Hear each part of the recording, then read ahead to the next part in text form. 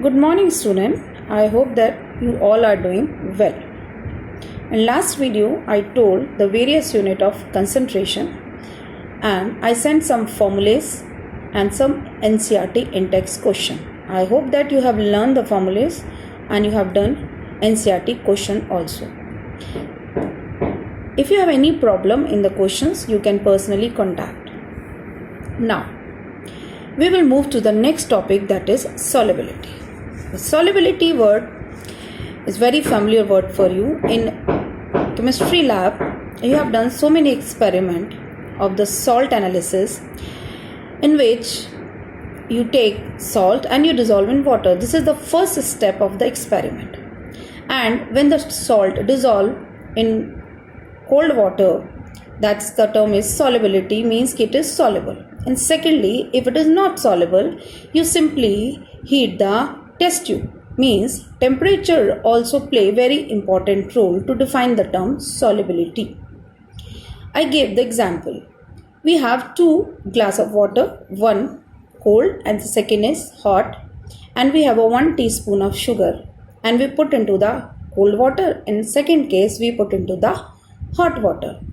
Now my question is, in which case it will dissolve faster? So definitely your answer is in hot water, because temperatures also affect the solubility of any substance in the given solvent. Here the water is a solvent and solute is a sugar. So finally we can define the solubility. The solubility of a substance express the maximum amount of it which can be dissolved in a specific amount of solvent at a specified temperature.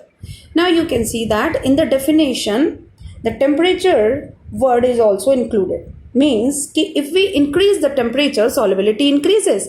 If we decrease the temperature, solubility decreases. Means if you take hot water, you can dissolve more and more amount of sugar. But in cold water, the solubility decrease. So now the solubility term is affected by the temperature also. So now in this chapter we will discuss the two type of the solubility term. The first is solid in liquid and the second is gas in liquid. So first we'll take solid in liquid, right? Solid in liquid.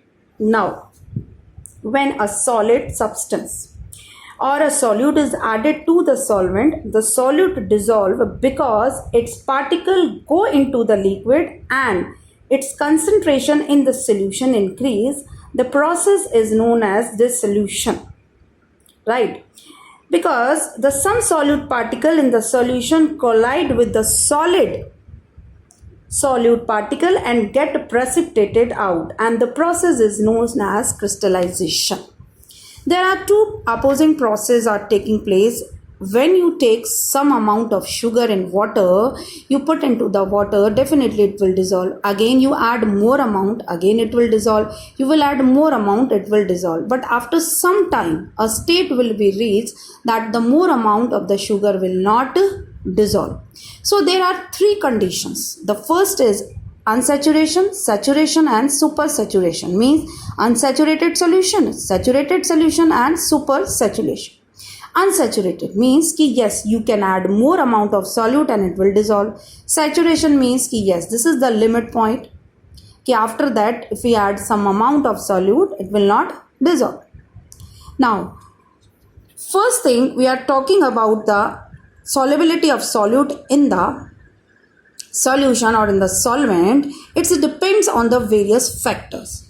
First thing, like dissolve like.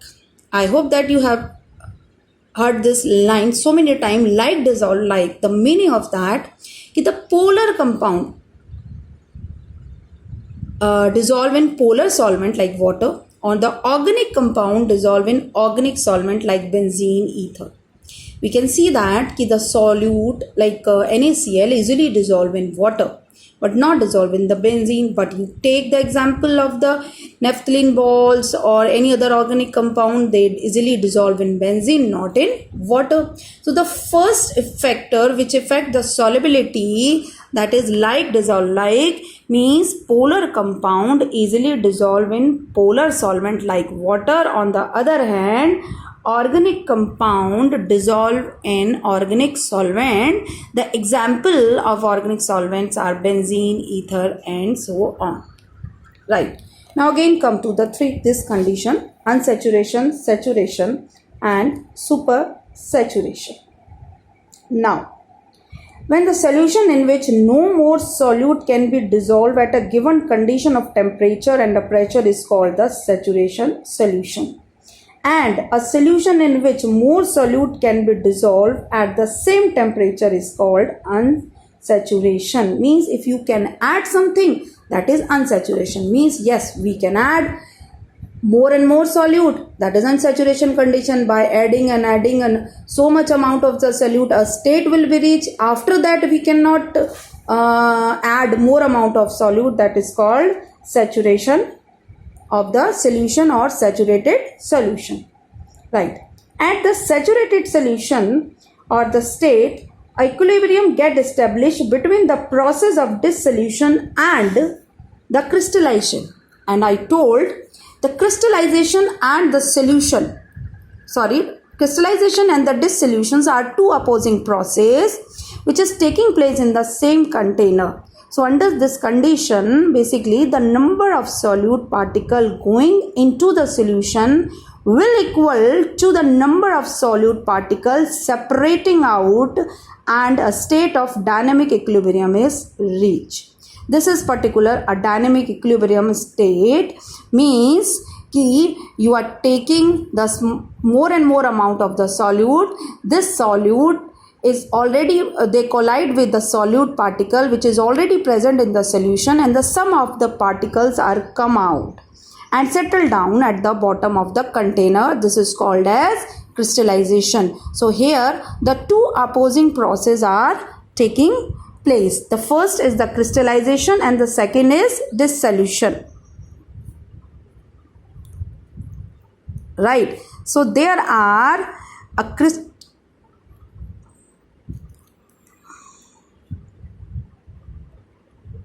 crystallization. So you can see that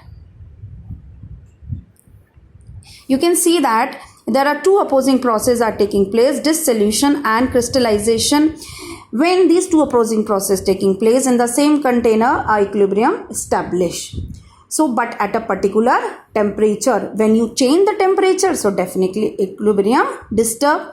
According to the Le Chatelier principle, the equilibrium established only at the particular parameters like pressure, like temperature. When you change the temperature, the equilibrium is also disturbed. Right. So now in the case of this, we just define the solubility in the proper definition. This is the amount of the solid that dissolve in 100 gram of the solvent at the given temperature to form a saturated solution. I repeat, the amount of the solid that dissolve in 100 gram of the solvent at a given temperature to form a saturated solution. This is basically solubility term, and this is a complete definition for the 1 mark question.